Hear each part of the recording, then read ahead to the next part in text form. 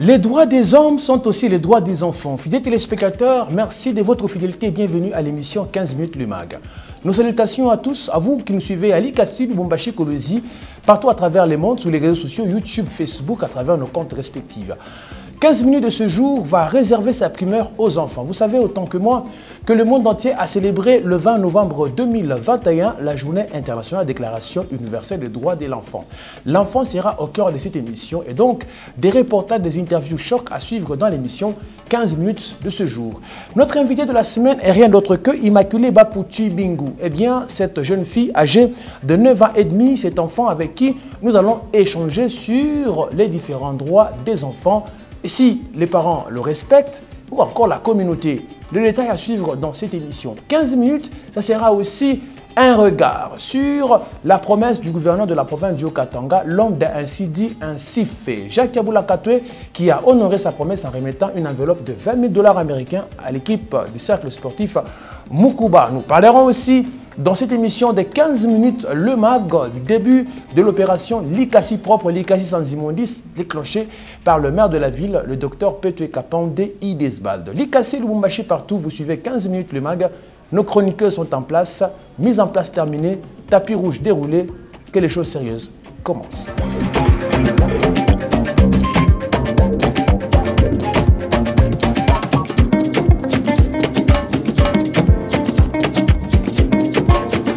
Sous le haut patronage de l'ambassadeur universel de la paix, dignitaire d'État, Rodrigue Katoulou, un jeu concours littéraire s'organise à travers la province du Haut-Katanga. Tentez votre chance de voir vos réflexions, vos pensées dans n'importe quel secteur de la vie, figurer dans un recueil d'élite, créer, transformer, édifier, partager.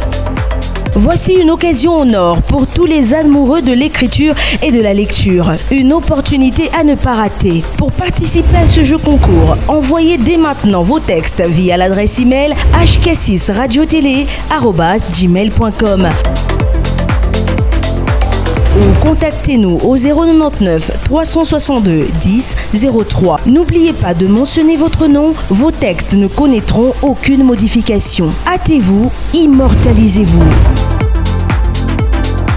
L'essentiel de l'essentiel dans l'essentiel de l'essentiel. C'est 15 minutes le MAG ici et maintenant. Ouvrons cette émission par l'information que nous avons pris part parce que nous n'avons pas résisté à ce charme de cet événement. Tenez, le gouverneur de la province du Haut-Katanga, l'homme d'Ainsi dit, ainsi fait, Jacques Yabula Katwe a tenu sa promesse en remettant la somme de 20 000 $ américains afin de soutenir l'équipe du cercle sportif Mukuba de Chituru. Et donc, c'est son secrétaire particulier, maître Loïc Ilunga, qui a personnellement remis cette enveloppe au comité dirigeant de l'équipe. Images et commentaires.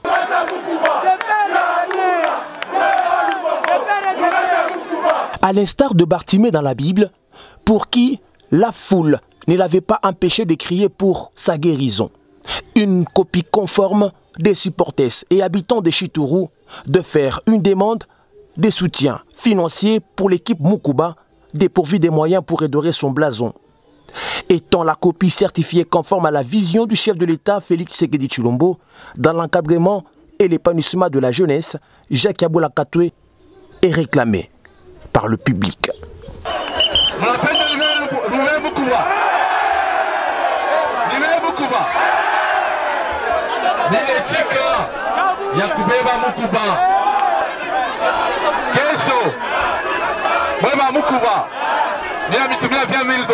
Ainsi, bas supporter Bagangier.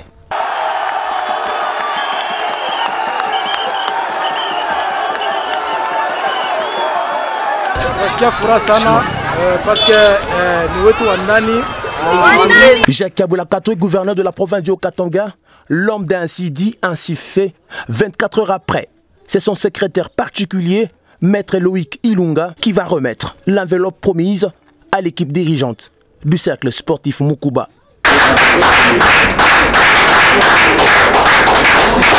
Le président de l'équipe n'avait que ces quelques mots à l'endroit du gouverneur bienfaiteur. Mes premiers mots, c'est le remerciement envers son excellence, monsieur le gouverneur Jacques Yabula Katwe, de ces gestes qu'il vient de poser auprès de notre équipe CS Mukuba. C'est avec force que La brigade d'assainissement de la mairie de Likasi a pris d'assaut les différents espaces où jonchaient les immondices. Tenez, nous sommes sur l'avenue de la Mine. Ici, l'équipe a été à pied d'œuvre aujourd'hui pour évacuer les immondices qui, du reste, dégageaient de l'odeur nauséabonde et dont toute la ville de Likasi en parlait. Donc, au grand mot, de grands remèdes, Dr Pete Kapande Idesbald en action et Likasi propre. Pour tous, regardez.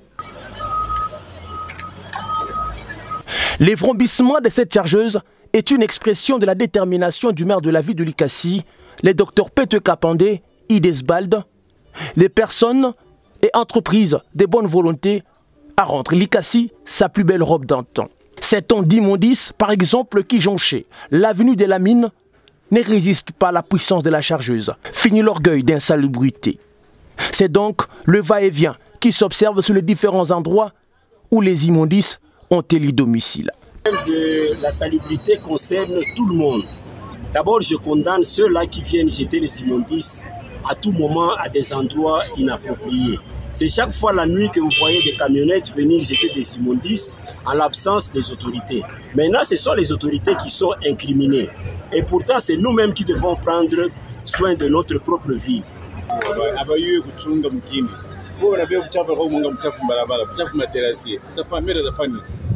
Likasi pour tous, Likasi propre, c'est ce qu'il faudra désormais dire.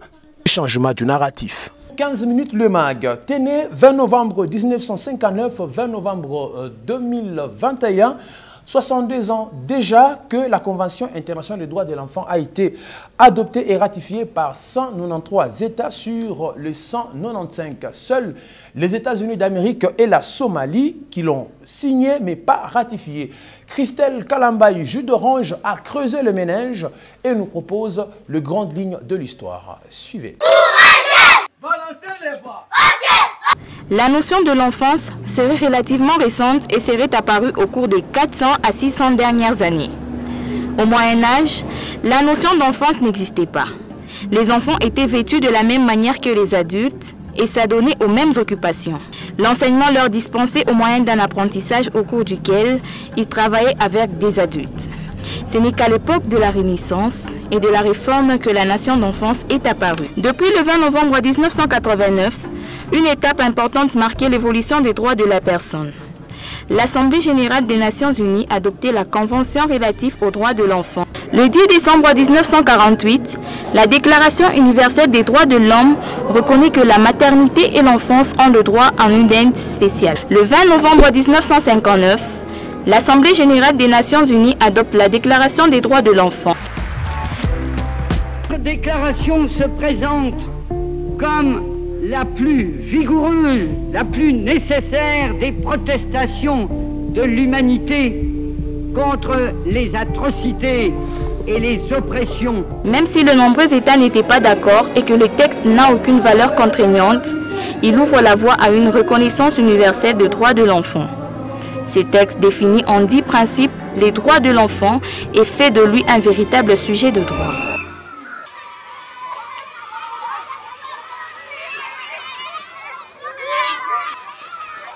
La Convention internationale des droits de l'enfant a été ratifiée par 193 États sur 195, malgré quelques réserves sur certaines parties du texte. Pour votre gouverne, les États-Unis et la Somalie sont les seuls pays au monde à l'avoir signé et n'ont pas ratifié. Notons que ce n'est que le 27 septembre 1990 que la RDC, alors Zaïre, a eu à ratifier et c'est le feu ministre Kibasa Maliba qui a représenté le Zaïre aux Nations Unies. 15 minutes poursuit son chemin. Et donc, ils sont nombreux, ces enfants en rupture des liens familiaux qui vivent dans la rue. Eh bien, parmi eux, il y a ceux-là, de ces enfants qui travaillent pour nourrir leur famille et ou soit souvenir à leurs propres besoins. Donc, la situation socio-économique serait à la base de ces tableaux sombres sur les enfants de notre pays. Dans ce reportage de Ketia Mwepou, vous allez suivre, dans un premier temps, une situation générale de l'enfant de la ville de Likasi, écologie un peu partout. Et en second lieu, les enfants de la ville de Likasi n'ont plus d'espace vert pour les loisirs. Ketia Mwepou nous en dit davantage. Ils sont tous jeunes, genre confondus. la génération des enfants qui s'offrent aux activités commerciales, soit pour la survie de leurs familles respectives ou pour leur survie personnelle. Vendant à la sauvette des sachets, des bacs et diverses marchandises, la manutention, tout pour avoir l'argent. Ces enfants sont omniprésents à travers les différents marchés de la ville.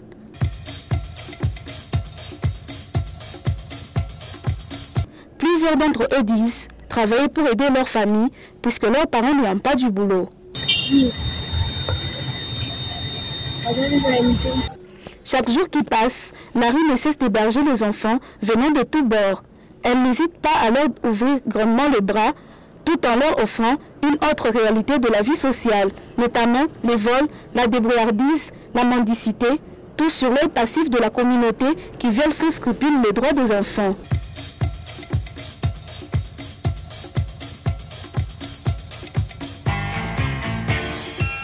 Par ailleurs, les quelques centres d'encadrement pour enfants existant dans la ville de Likasi et d'ailleurs sont devenus des caisses de résonance des hommes politiques au semblant de la couronne généreuse. À cette situation désastreuse des enfants de Likasi s'ajoute un manque de cadres de loisirs. C'est une faiblesse.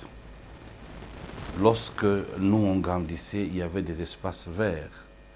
Lorsqu'il y avait les vacances, il y avait des activités saines que les structures étatiques organisées pour l'encadrement des enfants pendant les vacances. Derrière moi, c'est un vestige que vous observez. Le loisir étant l'un des droits fondamentaux de l'enfant n'est pas respecté dans notre société congolaise. Les différents espaces de loisirs de Likasi, jadis, étaient réservés aux enfants, ont été miraculeusement et agréablement lotis sans autre forme de procès. Seuls quelques particuliers et certaines écoles qui possèdent les jeux pour enfants.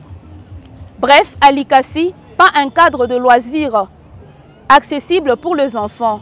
Exception faite aux parents qui, du reste, ont plusieurs cadres de loisirs et de divertissements, notamment les bars, les terrasses et les boîtes de nuit. Les droits de l'homme sont aussi les droits des enfants. Qu'est-ce qui fait qu'à ce jour, la loi portant protection de l'enfant et ceci que son encadrement n'est pas appliqué de manière large dans notre pays? C'est une question à laquelle un avocat a été joint dans ce dossier que vous allez suivre qui donne ses hypothèses par rapport à cela. Vous suivrez également dans le reportage la deuxième partie, dans sa deuxième partie bien entendu, les phénomènes enfants sorciers. Les enfants sont victimes de prophéties, de tous bords, des prières des différents pasteurs à la quête peut-être de la popularité. On peut peut-être le dire ainsi. Ariette Kamine nous a peaufiné ce dossier riche que je vous invite à suivre avec beaucoup plus d'intérêt et après nous allons juger nos responsabilités. Regardez.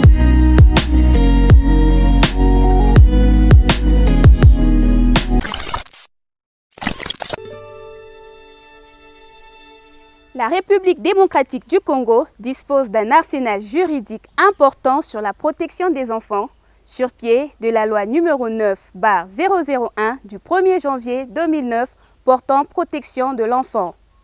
Quelle est notre problématique? Tenez, à cette question, nous nous demandons pourquoi, en dépit de l'existence de la loi qui protège et encadre les enfants de la RDC, et qu'à ces jours, cela passe pour une lettre morte. Maître Denis Punga, avocat près la cour d'appel de Lubumbashi, formule les hypothèses suivantes.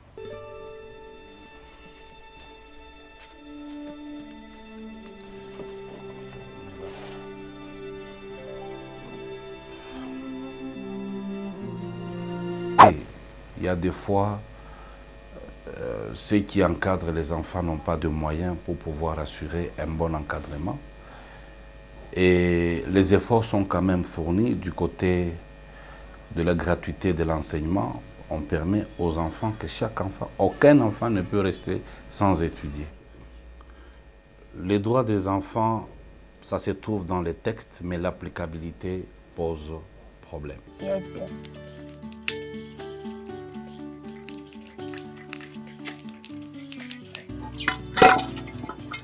Ouvrons une brèche sur notre trajectoire. L'Église.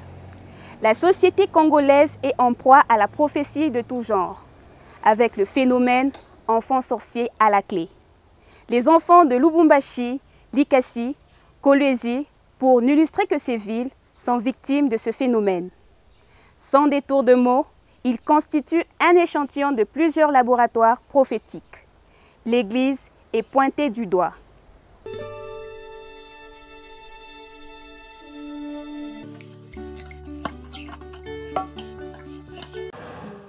Je me rappelle que c'est dans une chambre de prière que le pasteur a déclaré que je suis sorcière. Ce jour-là, il me dit « apporte les bouteilles ». Je lui réponds que je n'ai pas de bouteilles. Il va ensuite me bander les yeux et attacher mes mains. Il a commencé à prier pour moi en me disant que si je n'apporte pas les bouteilles que je cache, je ne sortirai pas de cette chambre. Ma sœur n'a pas apprécié. Elle a jugé bon de me ramener à la maison. Dans le quartier, on me prenait pour une sorcière et si je disais bonjour à quelqu'un, il me chassait en criant le nom de Jésus.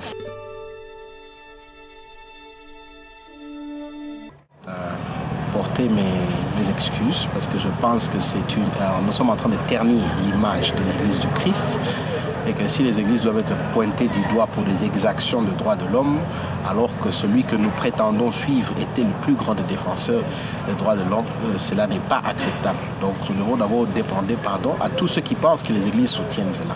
Qui séparent à travers la société, l'Église est accusée que c'est elle qui est à la base de tous les enfants qui sont dans la rue, ce qui n'est pas vrai.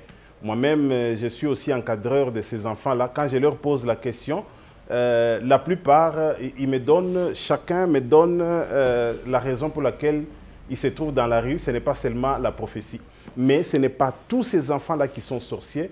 Je connais, d'autres sont venus par juste l'irresponsabilité de beaucoup de parents qui ont épousé des femmes et d'autres enfants qui sont dans la rue. Ils sont là-bas parce que tout simplement, la mère est décédée et la marâtre qu'on a épousée n'a pas toléré la présence de ses enfants, il les a chassés. Il y a ces marâtres-là qui mentent aussi, qui trompent toujours sur les dos de l'Église. Donc l'Église n'est pas responsable de tous ces enfants qui sont dans la rue. Il doit aussi être reconnaissant que parmi nous, l'Église, il y a aussi des faux prophètes qui profèrent des fausses prophéties. Ça, je dois être sincère. Elle est âgée de 9 ans et demi. Immaculée Bapuchi Bingu, c'est notre invitée de la semaine.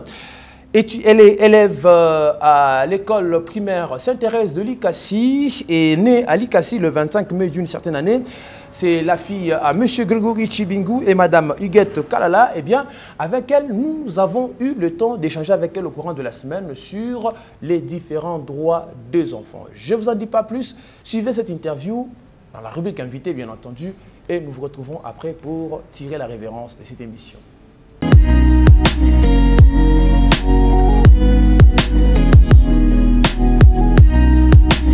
En 5e année A, Immaculée Bapou, bienvenue, bonjour. Bonjour monsieur le journaliste, merci pour votre émission. Merci beaucoup. Alors, dites-nous, avez-vous déjà entendu parler des droits des enfants? Oui, j'ai déjà entendu parler des droits des enfants. J'ai déjà étudié à l'école, j'ai déjà entendu à la radio, j'ai déjà vu à la télévision aussi, j'ai déjà écouté des droits de l'enfant à l'église. À l'église, donc à l'église aussi on prêche les droits des enfants. Oui. Vous avez déjà entendu ça, hein? Alors, dites-nous, vous pouvez citer quelques-uns des droits que vous connaissez. Ils sont vastes. Même nous retenons quelques droits fondamentaux. Oui. L'enfant a droit à une bonne éducation, l'enfant a droit à une bonne santé, l'enfant doit être nourri, l'enfant doit être logé, l'enfant doit être habillé. Doit être habillé. Alors, qui sont les acteurs des droits des enfants? Les acteurs des droits de l'enfant sont les parents, l'État, l'Église et la société civile qui ont les devoirs d'accompagner ces droits. Qui ont la responsabilité d'accompagner ces droits. Alors, qu'entendez-vous par droit de l'enfant à la santé? J'entends par droit de l'enfant à la santé que si un bébé vient de naître au monde, on doit le vacciner pour lutter contre les maladies comme la polio, la rougeole, la varicelle, aussi une autre maladie qui est GMP. Pourquoi on doit le vacciner? Pour lutter contre les maladies. Est-ce que c'est un cadeau ça pour un enfant? Non, c'est son droit. Et si un enfant est malade, les parents doivent l'amener à l'hôpital pour l'État doit faire en sorte qu'il soit soigné. L'État doit faire en sorte qu'il soit soigné gratuitement. Parce que nous voyons d'autres enfants qui vivent dans la rue qui tombent malades. Ok. Alors, droit à l'éducation. J'entends par droit à l'éducation, ok. Un enfant d'abord doit être éduqué en famille. au respect, à l'obéissance, à aimer. Aussi, l'enfant maintenant doit être éduqué aussi à l'école. Apprendre à compter, à lire, à écrire. Donc, voilà un peu, donc d'apprendre tout ça. Et l'alimentation? J'entends l'alimentation. L'enfant doit bien manger. Ça veut dire l'enfant doit avoir 3 repas par jour. Le matin, l'après-midi et la nuit. Le matin, il peut boire du thé ou bien du. Comme il entre peut-être à l'école, il peut manger du riz. Ça dépend. Le boukari aussi? Aussi le boukari. Toi, tu aimes quoi, toi? Pour manger. Ouais. Tu manges les filles? Oui. Tu ne manges pas le boukari comme nous autres? Je mange aussi le boukari. Oui. C'est quoi ton plat préféré? Tu as beaucoup de plats préférés. Tu peux nous en citer un deux? J'aime les fours avec le maïs. Oui. Encore avec les tomates et aussi les piments. Oui. Aussi les fours avec les sommets. Oui. Avec les tilapia. Avec aussi du limon. Et aussi les maths. J'ai beaucoup de plats, je ne peux pas les citer. C'est un clin d'œil à l'honorable David Daouté Katoué. Donc, on est ensemble. Vous êtes nombreux à suivre cette émission 15 minutes. Merci aussi à M. Franck Yav, l'homonyme ou le beau-frère, si on peut se le permettre. Merci beaucoup, M. Franck Yav. Merci également à M. l'honorable René Banza Kapia Singama Tembele depuis Lubumbashi. Nous sans oublier Maître Sefin Ramazani Sefou Selemani. Donc, vous êtes tellement nombreux et merci à vous de nous avoir suivis. Au revoir.